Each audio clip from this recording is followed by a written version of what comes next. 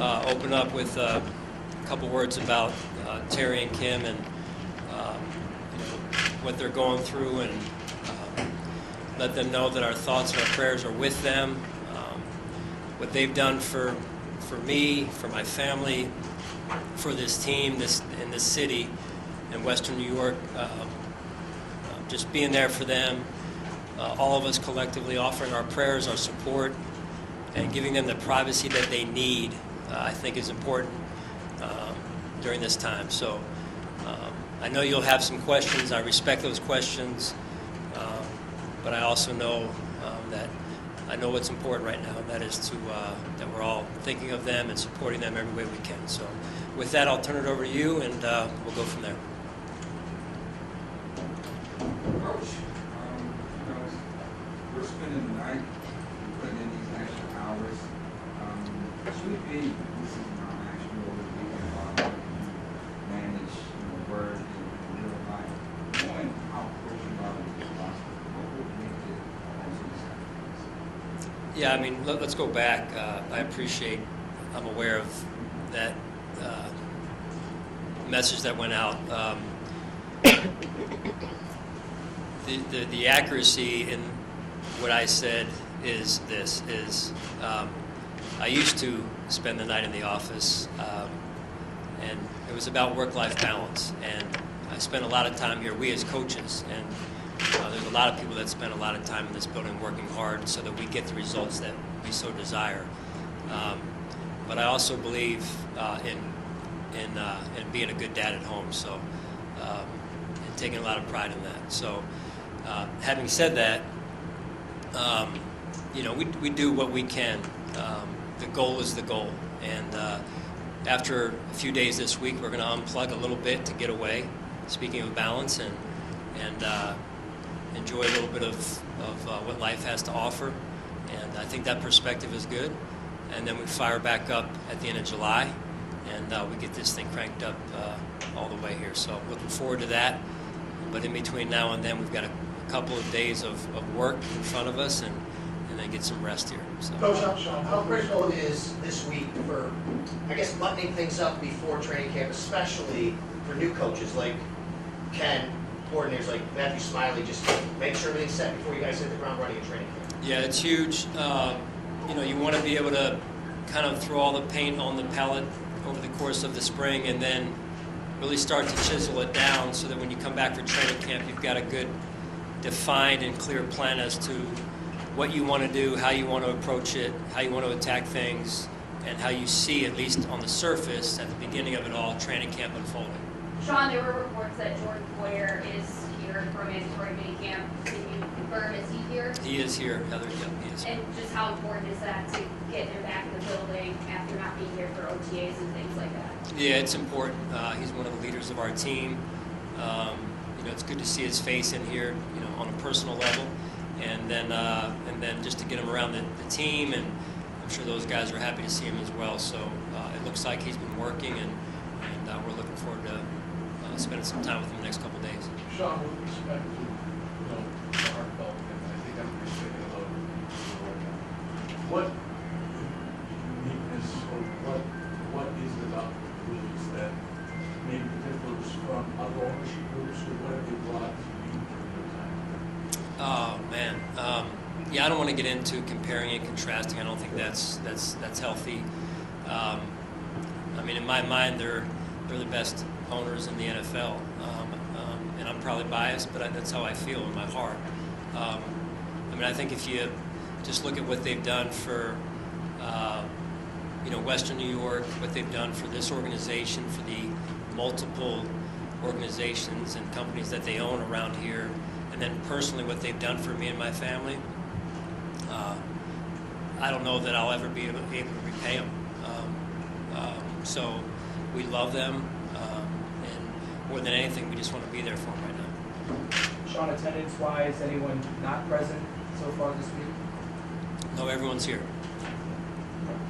Sean, when you look at your quarterback room that you have this year, Case is new to the team, Matt is new again, he was on the team, Joe Brady is new quarterback coach. What do you think you have in this new quarterback's room, and I guess how do you think you can help Josh as he moves on in his NFL career?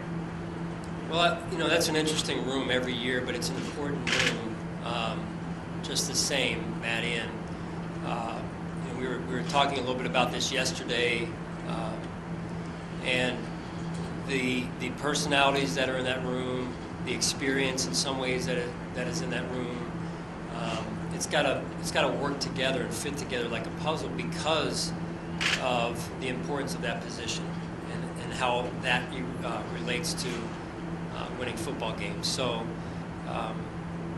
it's an interesting dynamic because Josh is obviously the guy in that room right now, and those other two players have to support Josh, but at the same time get themselves ready to go. So, but with very limited reps. So I've always said the backup quarterback position in the NFL is a hard one because of what comes with the job description. So, but Joe and the way he fits into that room personality-wise, and then what he's been able to do to this point in his career with his experience, I think really bodes well for that group as a whole. Sean, you signed Craig Van Roten. Why and what do you see? Yeah, so Greg has tremendous experience. Obviously, he's played in the division for a window of his career. Was in Carolina. I did not overlap with Greg there, but saw his body of work from afar. We have a lot of respect for Greg and what he's been able to do through his career, and I think it's a good addition for us in terms of the competition, the experience. He has position flexibility as well. So I had a few minutes this morning to be around Greg, and to this point, he's been a great addition. Are there any other injury besides the clusters, obviously, surgery, but anybody else hurt that precipitated the spring and Nothing new. No, nothing. Sean, did you get any feedback from the guys who went out with John Miller for the pass rush? Some of those young guys bring back anything from Murray? Yeah, that was a cool deal, right? Where they can get out there and invitation only, and they can get out there and be around not only Vaughn in a setting like that, but also the other pass rushing specialists that were out there, experts, right? Hands-on, and the thing that those guys all came back with was just, I think you come back, how couldn't you come back with confidence? A little bit more confidence than what you had before, right? Just by being around that environment. So within that, you could ask those guys individually what they each individually came back with. But I think you come back with a little sense of confidence, a little boost of confidence when you're around them. John, going back to Mark's question about the offensive line, you've added some experience there. Was that a point of emphasis this offseason to maybe get some more experience depth up front? Jay, I would say yes and no. I would say from an experience standpoint, didn't have to be experience, but depth and competition, yes. The game is won up front on both sides of the ball, so we were able to do some things offensively with that, to your point, up front, and I think you've got to be able to control that line of scrimmage, and you got to know what you got coming out of training camp, and we've got to A, establish the line of scrimmage, and B, protect our quarterback. Sean, what have you seen from Bobby Babich and Jimmy Salgado as they move positions? I know you have new coaches, but these are guys who have been on staff but in new roles. How have you seen them acclimating to their new roles? I heard Jimmy Salgado, who was the And first. Bobby Babich. Bobby, yeah. I've been very impressed with those two. The continuity piece is there, but when you're changing roles, that's a little bit of a challenge in terms of how you're viewed internally. I've been through that before, and those two work their tails off to prepare themselves for the next step. And in this case, Jimmy moved over to the safeties and Bobby to the linebackers. So, you want a challenge too at times. A new challenge is exciting. It's new, and it challenges you to adjust as a coach. So they're going through some minor growing pains here and there, but they're both very diligent and thorough in their approach. And I know that when they get to training camp, it'll run a little bit even smoother than it did in this spring time here.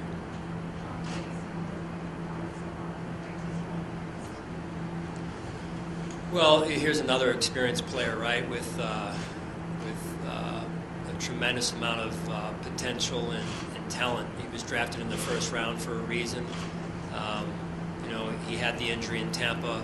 I think the key for him is getting off on the right start. He works his butt off to get our playbook down, and you've seen him make some plays out there already, and I think he's going to have a great training camp. He's finishing off a good spring, and he gets better every day. So when we put the pads on, that's when the real football begins, and I think we'll know a little bit more come training camp. Coach, asking versus presence in the offensive coordinator, what elements does he have that suits his offense to be more explosive? Well, first I'd say he's played at a high level, and if you've been around Doris a little bit, you've seen the fire that he has, that he brings, the competitive nature that he has. You know, it's important when you coach that you can see it through the eyes of the helmet, right? You've got to be able to put yourself in the player's position in order to get them in position to make plays and be successful. Ken's worn that helmet, so he's been those eyes. And then when you're coaching through the offensive lens, it's usually coaching through the eyes of the quarterback, and he's played that position. So he is, to me, very qualified to do that at a high level. But how do you work through that process when you have a new guy in a role like that, like you did a few years ago with Brian? From a head coaching perspective, just the interaction in terms of he's going to come to the table with new ideas, obviously. How do you work through those new ideas from a head coaching perspective with him? What's the interaction? Yeah, there's balance to that. You know, I've been on the other side of that again as a first-time coordinator. There's challenges right from that side, and so what I try and do is use my own experience of my first days, my first year or two on the job in that role, albeit it was on the defensive side. The challenges were very similar, and then now through a head coach's lens of just trying to give him the space he needs to put his signature on it, yet at the same time impress upon him some things that I know that were conversations that I had with Brian of the past, and now Ken, and getting him up to speed through that area as well, but also some lessons learned along the way in terms of, okay, here's training camp, here's what you want to think about. I think he's done a phenomenal job this spring, and now getting himself ready for that training camp window of time. Hey, Sean, whether it be whether it be on that note, like in terms of terminology or whatever, how much further ahead, maybe you have a gauge of it at this point, are you with having promoted Ken from within, as opposed to having had to go outside of the organization to bring in another coordinator? Yeah, I would think Adam just steps ahead. I mean, just light years ahead. It's whenever you bring someone new in, you're talking about not only new plays, but new terminology, new words, and really do want to get into that if we could avoid it because of Josh in particular amongst the rest of the core that was already intact here. So that's just the minute he got the job, it was boom, and you say, okay, well, you don't want to take that for granted, but we did look. We looked out there to make sure we were making the right decision, and felt good about it. What kind of growth have you seen in Dane Jackson, given the experience that he got last year stepping in for Trey? Yeah, Dane's a winner. And when whether it was his first season, Jay, when he played through splashes of time, he went out there and performed, and that's hard to do as a rookie. And then last season as well, Trey goes down, Dane steps in, finished off the Saints game and didn't miss a beat. So are there things he can do better? Yeah, and he's working his butt off to do that. There's things we can all do better. But that's what I love about Dane, is he is committed. He's one of the first ones here every morning, one of the last to leave. Comes in on his own, even on the weekends at times, and he's a true pro.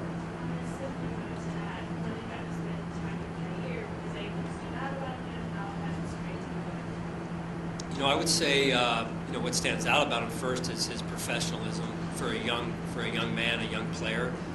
Probably a lot of that comes from who he is and how he was supported at home because of his family and the way that they've been around the NFL.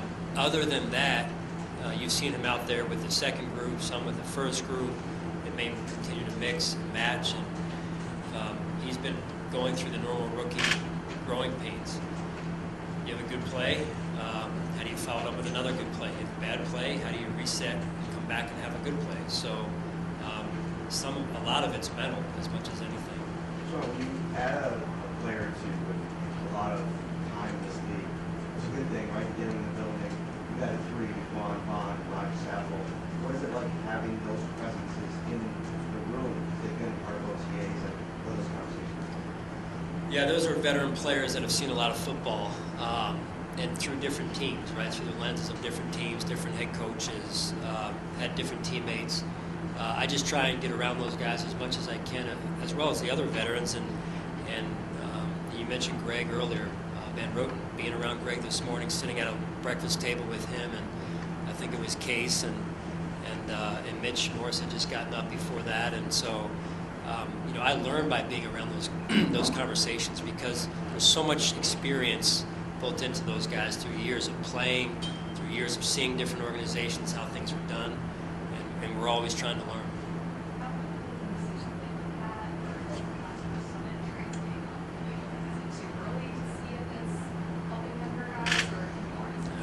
It's for the linemen, it's hard to see that translate now, because the rules are the way that they are in the spring. So I think we'll see more of that in training camp in particular.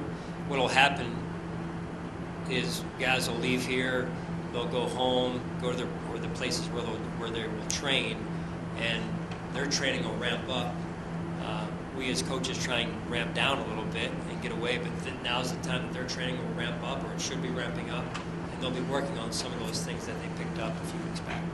Sean, how difficult the challenge of you training camp, I guess? You got all these wide receivers. Some of these guys that are coming in to be good enough to play in this league. How difficult is that going to be to figure out who's going to come out of that competition before we run the ball? Yeah. That sounds like a challenge. Well, it is. It's a good challenge, though. You want to have good football players. Making those hard decisions that's hard. I mean, you've heard me say that before. I don't look forward to that week of camp.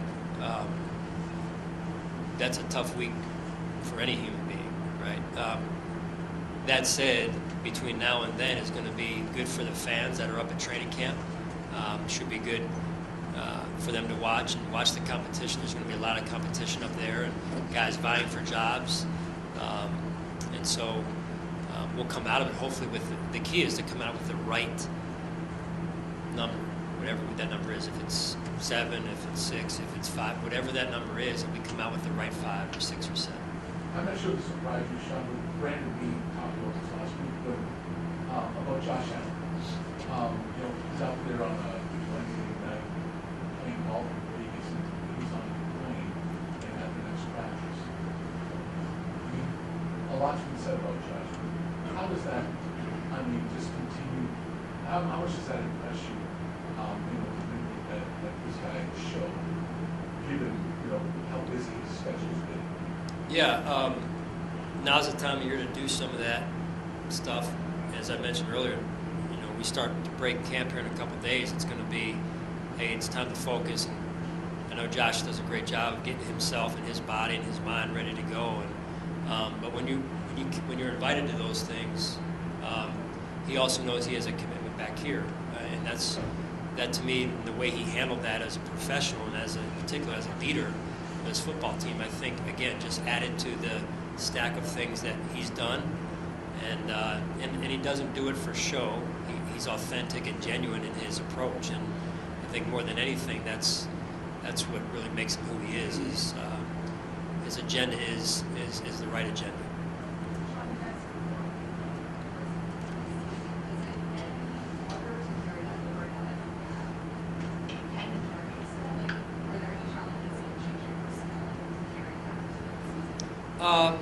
Look, I think it's always, as mentioned earlier, as asked earlier about continuity, you always start a couple steps ahead when you do have continuity.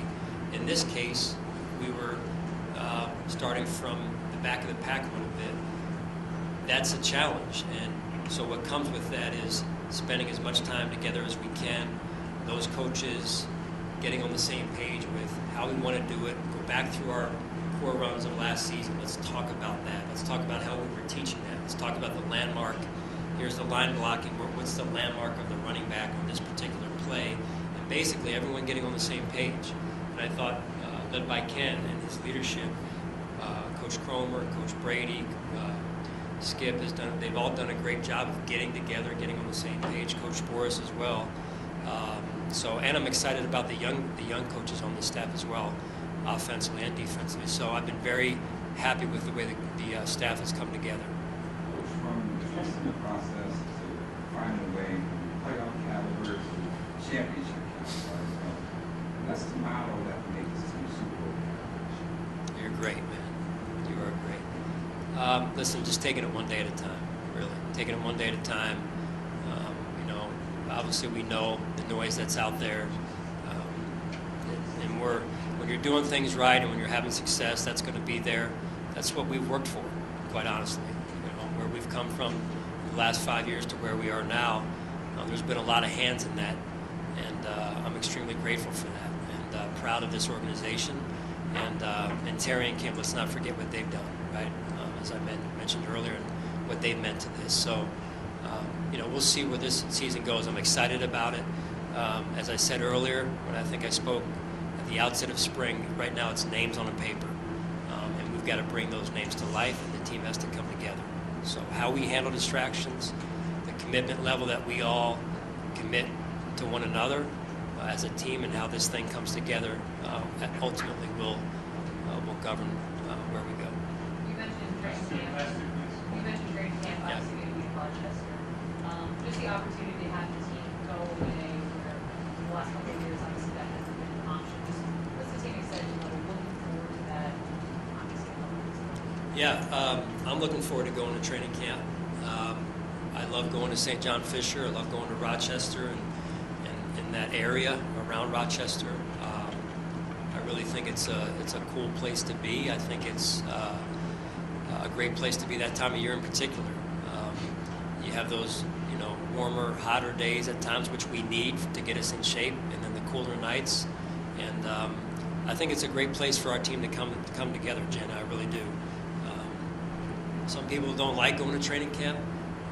I don't think anybody really loves sleeping in college dorms. At 48 years old, I can tell you I don't, but I'm willing to do it, right? But that's what we do, right? And that's how a team comes together, through those shared experiences, and we look forward to that in a couple weeks.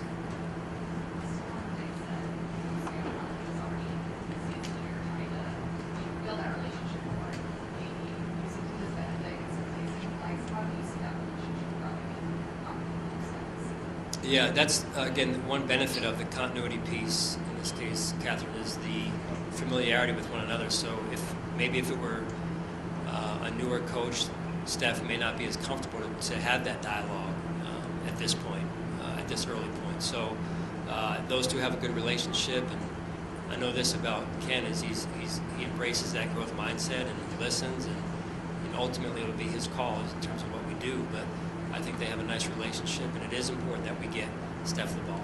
So, all right, thanks, guys.